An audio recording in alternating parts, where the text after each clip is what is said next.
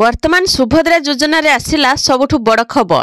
सुभद्रा टंका पाइबारु वंचित रहिथिबा योग्य हिताधिकारी को मिलिबो सुभद्रा टंका।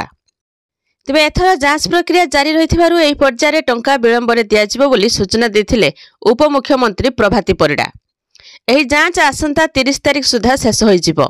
एहा परे हिताधिकारी को नुआ वर्ष रे नुआ उपहार दियाजिबो। 3टी पर्याୟରେ योग्य महिला को अकाउंट रे प्रथम किस्तिर टंका पहुंचवा परे चतुर्थ पर्याय को अपेक्षा करि रहिसंती अनेक हिताधिकारी। तेबे एने वर्तमान चतुर्थ पर्याय को नहीं कह जाउछि जे एही टंका आसंता 2025 जनवरी रे एही टंका आसीबो। एही पर्याय रे प्राय 20 लाख रु अधिक हिताधिकारी को एही टंका प्रदान करा जिवो। जनवरी शेष सुधा 1 कोटी महिला को सुभद्रा टंका दिया जिवो। ए सहित मार्च रे एका संगे कोटिए हिताधिकारी को द्वितीय किस्तिर टंका मिलिबो। एने सूचना दैछंती मोहन चरण माझी। ए सुभद्रा योजना वंचित रहिथिबा योग्य हिताधिकारी सुभद्रा पोर्टाल ले जाई निजर अभियोग दायर करि परिबे।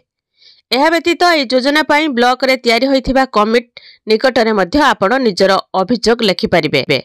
एहा परे आरआई माने गां को जाई तदारख करिबा परे ए रिपोर्ट अनुसार चतुर्थ पर्याय रे ए हिताधिकारी को शामिल करा जायछि। तेबे एथि सहित रिजेक्ट लिस्ट जांच समय रे आधार वेरिफिकेशन कराइ नेबाकू हिताधिकारी मानकू अनुरोध करा जायछि।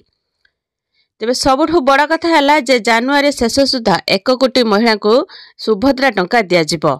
एथर एही पर्याय रे प्राय 20 लाख रु अधिक महिला को एही टंका मिलिबो। तेबे वर्तमान पर्यंत प्रथम पर्याय रे 3टी किस्ती रे 80 लाख महिला सुभद्रा योजना रे उपकृत होइछंती।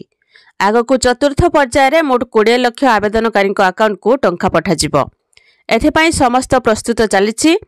जमी को नेई कागजपत्र जांच परे समस्त योग्य हिताधिकारी ए योजनार लाभ उठाई पारिबे। सेमानकर समस्त कागजपत्र जांच करा जिबा परे टंका अकाउंट को पठा जिवो, जहाकि जनवरी मासरे मिलिबो सुभद्रा टंकार 5000। आपण माने ए सुभद्रा योजनार टंका पाइछंती कि नहीं कमेंट रे जणेबे। वीडियो को लाइक करेंगे और चैनल सहित जोड़ी रहिबा पई चैनल को सब्सक्राइब करी पाखरे आस्था बेल आइकन क्लिक करी ऑल सिलेक्ट करनेबे।